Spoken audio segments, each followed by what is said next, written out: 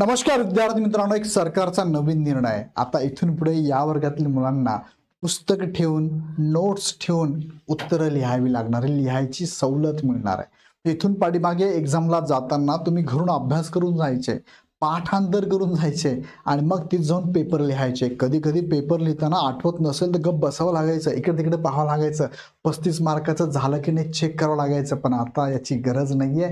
आता तुम्ही डायरेक्टली पुस्तकं, संदर्भ ग्रंथ किंवा नोट्स समोर ठेवून उत्तरं लिहू शकणार आहे। या संदर्भातला सरकारचा महत्त्वाचा निर्णय झाला आहे आणि ह्या वर्षापासून लागू पण होणार आहे। सो कोणत्या पॅटर्नसाठी, कोणत्या वर्गांसाठी हा लागू झालेला उपक्रम आहे आणि ह्या उपक्रमाचं नाव आहे ओपन बुक परीक्षा। सो थोडक्यात समजून घेऊया, हा व्हिडिओ शेवटपर्यंत बघा आणि तुमच्या माहितीतल्या सगळ्या विद्यार्थ्यांना, सगळ्या ग्रुपमध्ये, तुमच्या रिलेटिव्हमध्ये, तुमच्या फॅमिलीमध्ये नक्की पाठवा।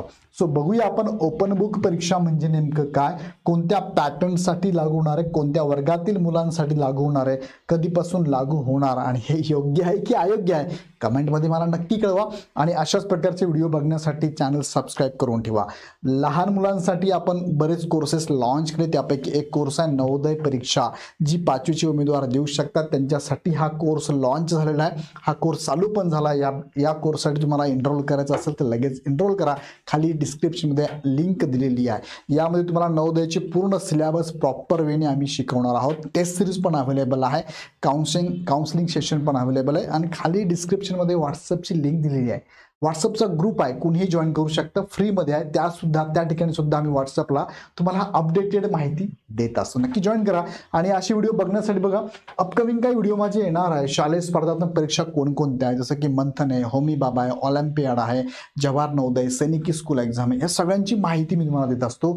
याचा लाभ सवलत काय मिळतात, शासन शिष्यवृत्ती निर्णय काय बदलले, काय झाले, त्यानंतर योजना कुणासाठी कशी असतात, शालेय लेवलच्या JEE नीट CET तयारी करण्यासाठीची माहिती मी तुम्हाला देत असतो। 10वी 12वी नंतर काय निवडावे, पदवी कशात करावी, करिअरचे पर्याय काय काय असू शकतात, असे अपकमिंग माझी काही व्हिडिओ होते बघण्यासाठी काय करा, चॅनल सबस्क्राईब करून बेल आयकॉनवरती क्लिक करून ठेवा, जेणेकरून तुमच्यापर्यंत नोटिफिकेशन जाईल। आता बघा, हा निर्णय झाला आहे कोणत्या पॅटर्नसाठी लागू झाला आहे, तर हा पॅटर्न जो आहे ना, हा झाला आहे लागू CBSE, central board of secondary education, CBSEने लागू केलेला आहे। कोणत्या वर्गातील मुलांसाठी लागू केलं आहे, तर 9वीतील विद्यार्थी जे आहे, 9वीच्या विद्यार्थ्यांना हा पॅटर्न लागू झाला आहे। 8वी पर्यंत नाही, 9वीच्या उमेदवारांना लागू झालेला आहे। मग यामध्ये बघा, पेपरला न्यूज आलेली बघा, ABP माझाला पण ही न्यूज आलेली आहे। त्यानंतर तुम्ही टाइम्स ऑफ इंडियाला बघू शकता, त्यामध्ये पण त्यांनी न्यूज दिलेली आहे। त्यानंतर ही जी एज्युकेशन पॉलिसी बघा, नॅशनल एज्युकेशन पॉलिसी 2020 आणि नॅशनल एज्युकेशन पॉलिसी आता 24 पासून जी लागू झालेली आहे, 24-25 पासून, त्यामध्ये हा बदल करण्यात आला आहे। आणि 9वीच्या स्टुडंटसाठी कधीपासून आहे, तर 26-27 पासून चालू होणार। ह्या वर्षी होणार का, ह्या वर्षीतल्या 9वीतल्या उमेदवारांना नाही, पुढच्या वर्षी आहे 26-27 ह्या इयरसाठी, स्टार्टिंग फ्रॉम 26-27, म्हणजेच आता आपण आहोत 25-26 मध्ये, 26-27 मध्ये तुम्हाला हे लागू होणार आहे, ह्या वर्षी होणार नाही आहे। बघा, ही न्यूज दिली आहे, इंडियन एक्सप्रेसनी पण ही न्यूज दिलेली आहे, 26-27 पासून हे लागू होणार आहे। ओके, सो यामध्ये काय मुद्दे महत्त्वाचे, तर त्या बघा, त्यात सांगितलंय केंद्रीय माध्यमिक शिक्षण मंडळाने म्हणजे CBSEने 9वीच्या विद्यार्थ्यांसाठी एक महत्त्वाचा निर्णय घेतला आहे। आता 9वीच्या परीक्षा ओपन बुक पद्धतीने घेतल्या जाणार आहे। या निर्णयानुसार परीक्षेवेळी विद्यार्थ्यांना त्यांची पुस्तकं, नोट्स आणि संदर्भ ग्रंथ बघा तिघे ओपन ठेवायचे। कॉपी करायची गरज आहे का, मायक्रो नोट्स करायची गरज आहे का, नाही, आता डायरेक्ट ओपन ठेवा, तुम्हाला कोणी पकडणार पण नाही। पण कोणते विद्यार्थी, 9वीचे आहे आणि त्यांचा वापर करण्याची परवानगी असेल। या बदलामागे विद्यार्थ्यांमधील परीक्षेचा ताण कमी करणे हा मुख्य उद्देश आहे। उद्देश खूप चांगला आहे, परीक्षेमध्ये विद्यार्थ्याचा ताण कमी करणं, केवळ पाठांतर भर न देता। आता बघा, आपण सुद्धा, मी सुद्धा एक 5वी 4थी 8वी 9वी 10वी पर्यंत खूप पाठांतर केलं, तुम्ही सगळ्यांनीच केलंय, म्हणजे इन्क्लुडिंग मी। पाठांतर केल्यामुळे काय, आपण पाठांतर कन्सेप्टवर लक्ष दिले नाहीये।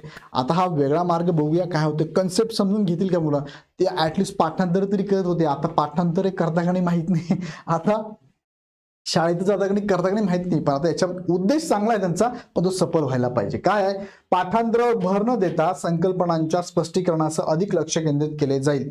परीक्षेचं ताण कमी करून संकल्पनांच्या स्पष्टीकरणावर आता भर दिला जाणार आहे असे मंडळाने स्पष्ट केले आहे. मंडळ हा निर्णय विद्यार्थ्यांच्या शिक्षणाच्या पद्धतीत सकारात्मक बदल घडून आणण्याची अशी अपेक्षा आहे आणि यामुळे विद्यार्थ्यांना विषयांची सखोल माहिती मिळण्यास मदत होईल, त्यांचे आकलन अधिक सुधारेल असं त्यांचं म्हणणं आहे.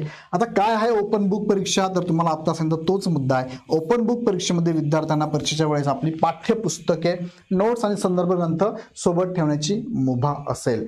उद्देश केवळ माहिती पाठ करून लिहिण्यापेक्षा विषयांच्या संकल्पना समजून घेणे, त्यांचे विश्लेषण करणे, योग्य वापर करणे, कौशल्यांचा विकास करणे हा आहे.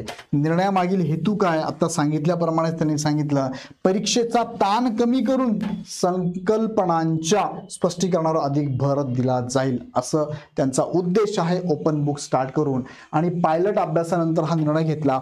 काही मागच्या वर्षामध्ये हा पायलट प्रोजेक्ट राबवला. त्यांनी सांगितलंय की आम्ही पायलट प्रोजेक्ट हा बघा डिसेंबर 2023 मध्ये 9वी ते 12वी साठी ओपन बुक असेसमेंट या मूल्यांकन पेचा एक पायलट अभ्यास सुरू केला होता. ऑलरेडी सुरू केला होता 9 ते 12 3 वर्गासाठी. या अभ्यासात विद्यार्थ्यांच्या कामगिरीतून असे स्पष्ट झाले की आता बघा काय स्पष्ट झालंय, त्यांचे गुण 12% ते 47% दरम्यान होते. वाढ झालीच नाही आहे. हा पायलट प्रोजेक्ट मध्ये 12 ते 47% होता. यावरून हे लक्षात आले की विद्यार्थ्यांना अभ्यासक्रमाच्या पाठ्यपुस्तकांचा, वर्गातील नोट्सचा आणि संदर्भ ग्रंथातील पुस्तकांचा उपयोग करण्यात अडचणी येत होत्या. म्हणजे इथे सुद्धा बघून लिहायला सुद्धा अडचणी येत होत्या. दिलेल्या वेळेत त्यांना क्वेश्चन पेपर पूर्ण करता आला नाही, उत्तर सापडली नाही आणि त्यांचा गुण बघा किती 12 ते 47% दरम्यान त्यांना गुण पडले आहेत. या उपक्रमाबाबत शिक्षकांनी सकारात्मक प्रतिक्रिया दिली आहे. आता शिक्षकांची सकारात्मक प्रतिक्रिया अशी आहे, कारण 100% निकाल लागणार आहे. मग तुमचा आता सकारात्मक प्रतिक्रिया त्यांनी दिलेली आहे ऑलरेडी.